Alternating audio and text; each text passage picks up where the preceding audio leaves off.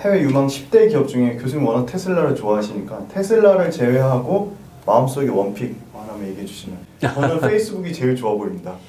교수님의 원픽은 그러니까 저랑도 비슷하네. 그러니까 네. 테슬라랑 나머지 두 개를 더 고르라고 하면 네. 테슬라 고르겠습니다. 예.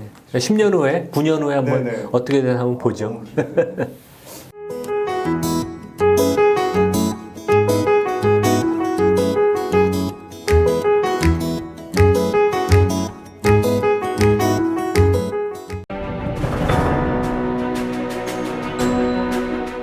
그 해외 10대 유망 기업 계속 이어서 하고 있는데요.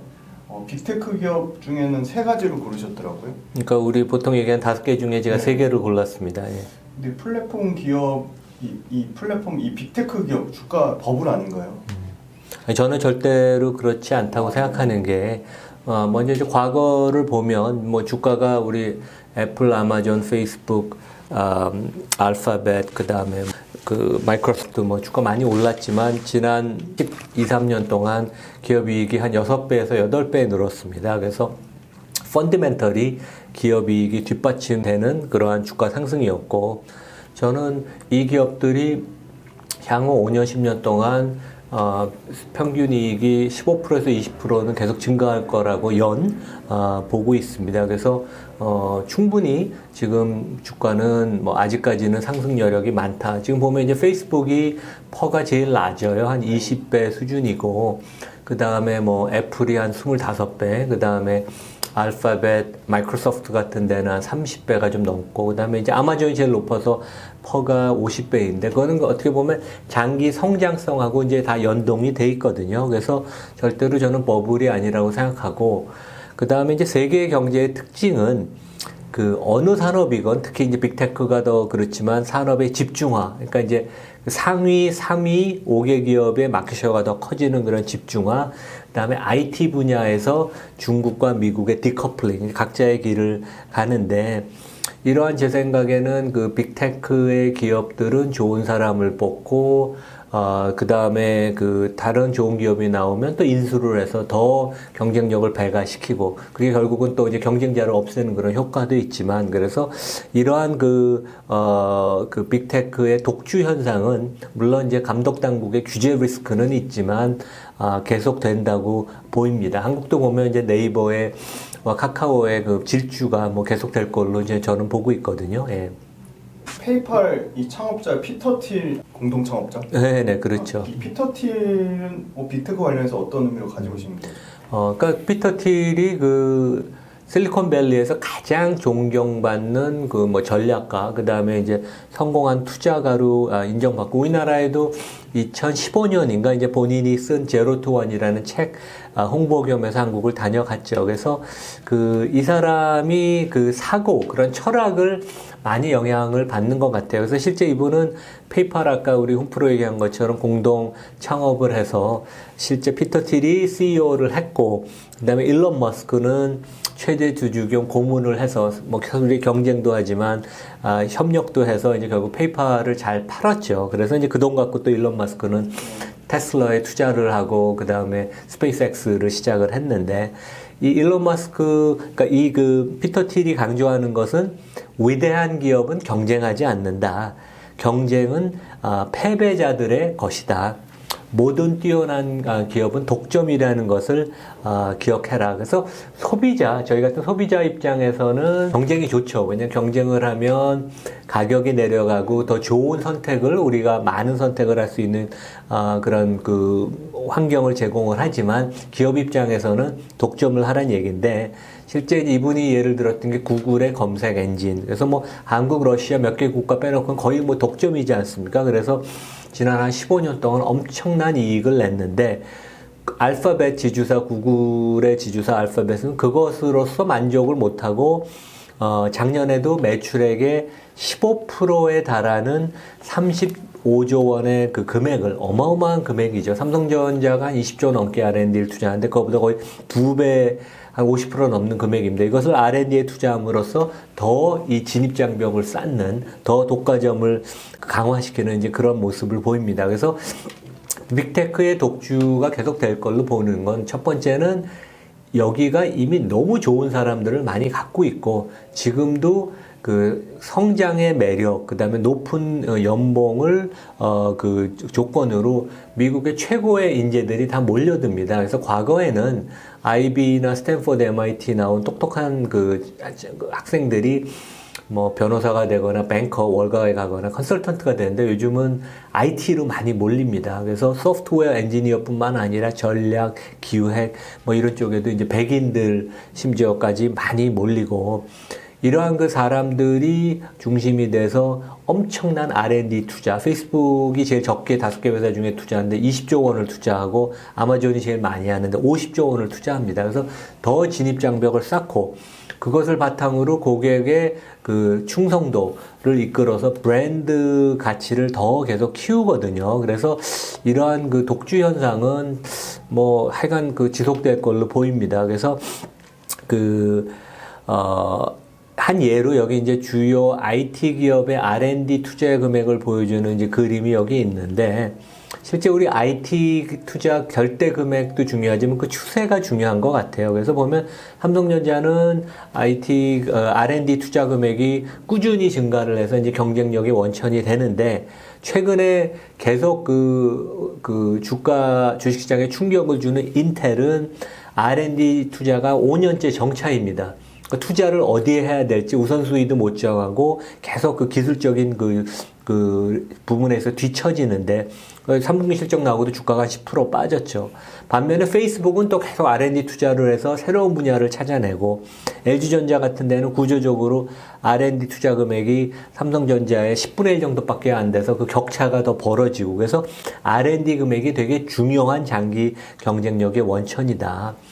그리고 이제 브랜드 가치도 되게 우리가 무시할 수 없는 게 그 고객이 더 높은 가격을 주고서도 그 브랜드를 택할 수 있고 그다음에 그 회사가 다른 그 제품을 론치하면 그 브랜드 때문에 그 회사 제품을 찾게 되거든요. 그래서 그 인터 브랜드가 발표한 세계 100대 브랜드 기업들의 그 랭킹을 봐도 상위 5개 중에 4개가 빅테크입니다. 근데 여기 실제 페이스북에 인스타그램 이런 거 더하면 페이스북이 삼성이 그 5등을 했거든요. 삼성하고 거의 비슷해요.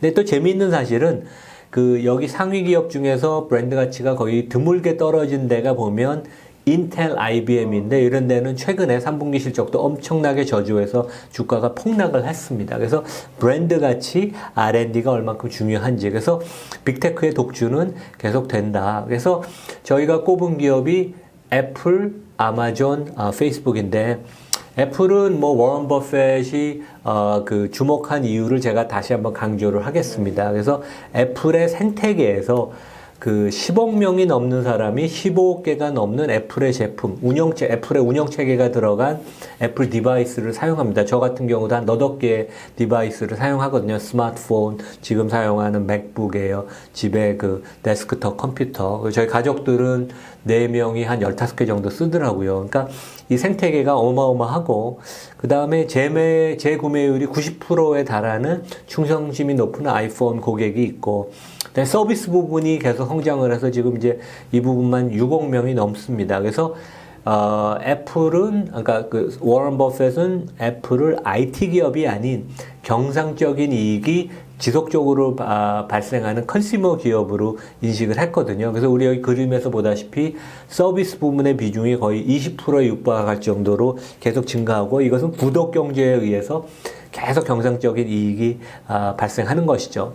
또 다른 애플의 장점은 매우 주주 친화적이다. 그래서 지난 10년 동안 회사 상장 주식수의 33%를 없앴습니다. 매입을 해서 소각을 해서 그다음에 최근 2년 동안은 거의 매년 100조 원에 달하는 순이익보다 큰 금액을 자사주 매입 소각에 해서 주주 가치를 계속 창출했고 그다음에 이제 작년에 보면 R&D를 보면 애플이 22조 원을 투자를 했어요. 애플이 뭐 혁신적인 대단한 제품이 있지는 않죠. 근데 여기에 그 특허 그 리스트를 보면 4가지 분야에 집중을 합니다. 헬스케어, 피트니스, 웨어러블, 그 다음에 가상현실, 증가현실. 그러니까 우리 메타버스를 페이스북만 아니고 애플도 상당히 그동안 꾸준히 많이 준비해왔고, 그 다음에 마지막으로 머신러닝을 응용한 자율주행. 그러니까 이제 전기차 진출을 통해서 결국은 자율주행으로 가고 저는 애플카가 결국 생긴다고 개인적으로 생각을 하는데 이제 이런 분야가 계속 그 어떠한 여기서 모멘텀이 성장의 모멘텀이 생기면 애플은 계속 성장을 많이 할 것으로 보입니다. 예.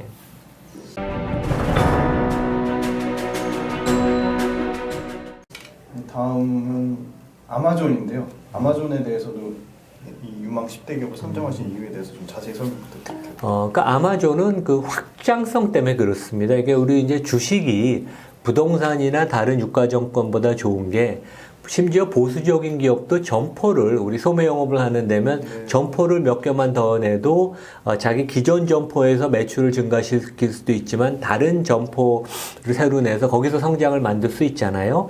근데 아마존은 지금 플랫폼이 워낙 그 막강하기 때문에 거기서 새로운 분야, 헬스케어건 금융이건 진출할 수 있는 분야가 많습니다. 그래서 그동안 성장을 많이 해온 것도 이 회사 보면 빅테크 중에 가장 빠르게 성장을 했거든요. 그래서 지난 10년 동안 그 성장한 그 속도를 보면 매출액이 연 27%, 영업이익과 현금 흐름이 연 30% 각각, 그 다음에 주당 순이익이 연 34%, 주가는 매년 34%. 물론 매년 오른 게 아니고 많이 오른 애도 있고 적게 오른 애도 있고 평균 34%인데 뭐 최근 1년은 조금 주춤했습니다. 한 15% 올랐지만 제 생각에는 이 회사는 길게 보고 투자를 되게 하고 분기 실적에 그렇게 연연해 하지 않아요. 그래서 오히려 당장 실적이 안 좋아서 주가가 휘청되면 그럴 때가 오히려 매수할 때거든요. 그래서 장기적인 성장성은 빅테크 중에서도 가장 독보적이고 비즈니스 모델도 아주 좋다. 그래서 이 회사는 또 R&D를 50조 원이나 투자를 합니다. 대단하죠. 그래서 압도적으로 R&D 투자를 많이 하는데 물론 여기에는 이제 그 프라임 멤버들을 위한 컨텐츠 투자가 좀 포함이 돼 있는데 3년 사이에 이제 2배 이상 증가했습니다. 뭐 그런 얘기도 있어요. 제프 베소가 비싼 돈 내고 M&A 하는 거 싫어해서 자체 역량을 키우라고 이제 R&D를 많이 한다고 그러는데 여기 보면 AI, 클라우드, 뭐 사물 인터넷 이런 미래 산업 분야의 R&D를 집중을 하고 있어서 계속 성장을 많이 할 것으로 보고 있습니다. 예. 다음은 좀 빅테크 중에 좀 가장 좀 저평가에 돼 있다고 볼 수 있는 페이스북에 대해서 좀 설명 부탁드릴게요. 그렇죠. 그러니까 페이스북이 뭐 시총 기준으로도 다른 데들은 이제 2조 원을 넘었거나 이제 2조 원에 육박하고 페이스북이 최근에 주가가 조금 반등을 해서 이제 1조 달러에 육박을 하는데 그다음에 퍼 기준으로 봐도 한 20배에서 조금 넘나 그런 수준이니까 다른 데보다는 좀 그 저평가돼 있죠. 근데 저는 비즈니스 모델이 워낙 우수하다고 생각합니다. 그것을 단적으로 나타내는 게 이 회사의 영업이익률 한 35%, 그러니까 역풍이 불어도 35%, 6%의 그 지난 3분기에도 그 정도 이익을 창출을 했고, 그다음에 이 회사가 이제 메타버스로 진출을 한 가장 큰 이유는 매일 그 패밀리, 그 페이스북 패밀리라고 그러죠. 지금은 이제 메타 패밀리라고 부를 텐데, 페이스북, 인스타그램, 왓츠앱, 메신저에 들어가는 사람이, 뭐 저도 매일 들어가지만 28억 명, 전 세계 인구의 3분의 1입니다. 그래서 그 이런 것이 가장 근간이 돼서 그 이 회사의 그 비즈니스 모델의 우월성이 나타나고, 이 회사도 이제 R&D도 많이 하지만 설비 투자를 많이 해요. 서버, 네트워커, 인프라, 이런데 이제 그 계속 투자를 해야 되니까. 근데 올해 23조 원을 설비 투자를 해도 잉여 현금 흐름이 30조 원이 남는다 그럽니다. 그래서 실제 내년에 메타버스에 12조 원을 투자한다는 것도 이런 그 현금 흐름이 넉넉한 것이 근간이 되고, 그 다음에 이번에 실적 발표할 때도 60조 원을 자사주 매입을 해서 이제 소각하겠다고 이제 그런 발표를 했죠. 그러니까 주주 친화적인 거. 그래서 제 생각에는 메타버스를 제일 잘할 수 있는 기업이고, 주주 입장에서는 기본적인 그 페이스북 메타그룹의 플랫폼이 있고, 메타버스가 잘 되면 그것으로 인한 콜 옵션, 그러니까 콜 옵션이라는 거는 그 가치가 올라갈 때 내가 행사할 수 있는 권리가 있는 거 아니에요. 그래서 메타버스의 성공이라는 그런 콜 옵션이 가지는 셈이니까 아주 매력적이라고 보이고, 페이스북도 아마존 비슷하게 주가가 약세일 때 매수를 하면 좋을 것 같습니다. 제 생각에는 우리 구독자들이 왜 마이크로소프트나 알파벳을 넣지 않았냐 그럴 텐데 뭐 다 넣을 수는 없고 알파벳은 올해 주가가 한 7, 80% 올랐어요. 그냥 너무 급등해서 제가 일단 여기는 뺐고 마이크로소프트는 뭐 안정적인 회사입니다. 근데 그냥 개성이 없어서 저는 오히려 좀 특징이 있는 회사를 넣고 싶어서 넣었고 페이스북 주가는 이제 퍼 기준으로 한 20배 초반이어서 매력적이라고 보입니다. 예.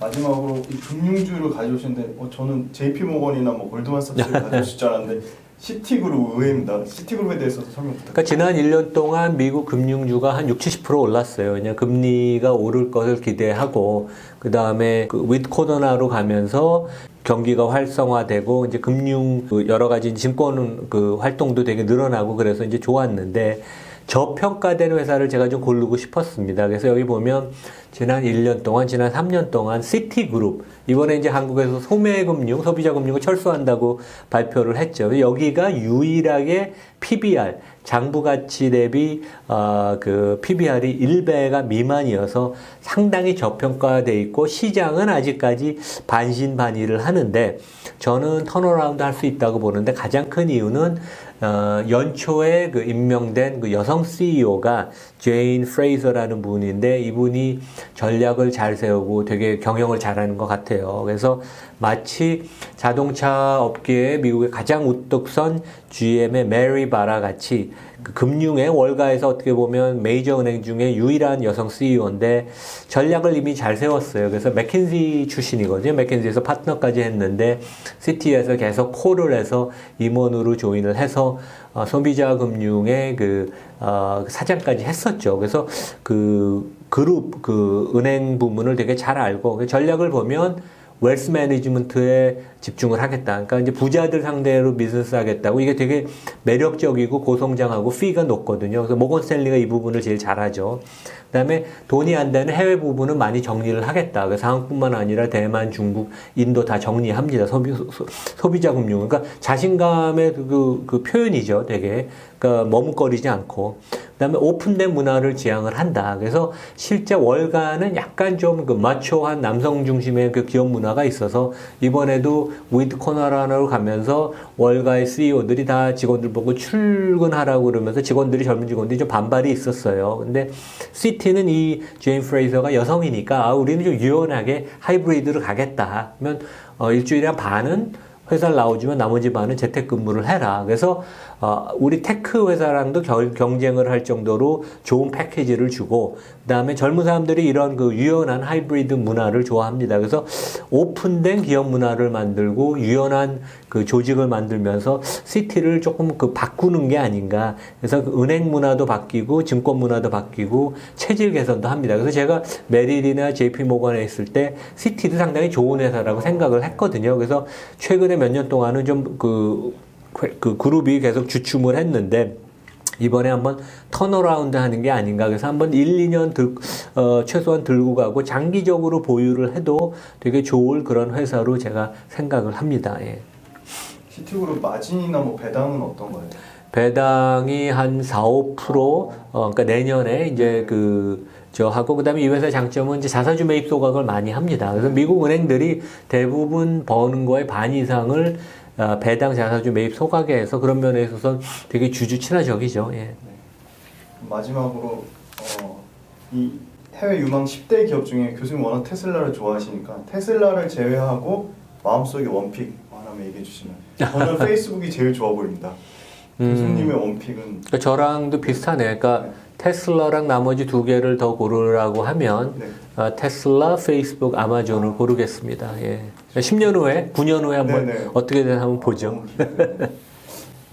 저희 지난 시간에 국내는 좀 장기 5년 이상, 10년 이상 장기 종목이 어떻게 바뀔지 모르기 때문에 좀 선정하기 어렵다고 말씀해 주셨는데 그럼에도 불구하고 저희가 국내 장기 5년, 10년이 어렵다면 5년이라도 장기 종목 5종목 이렇게 선정해가지고 한번 얘기해보는 시간 가졌으면 좋겠습니다. 그것도 좋은 아이디어네. 네네. 해외 유망 10대 종목 숨쉬지 않고 계속 말씀 주셔서 너무 고생 많으셨습니다. 네, 그래요. 수고하셨습니다. 저녁 늦게까지 감사합니다.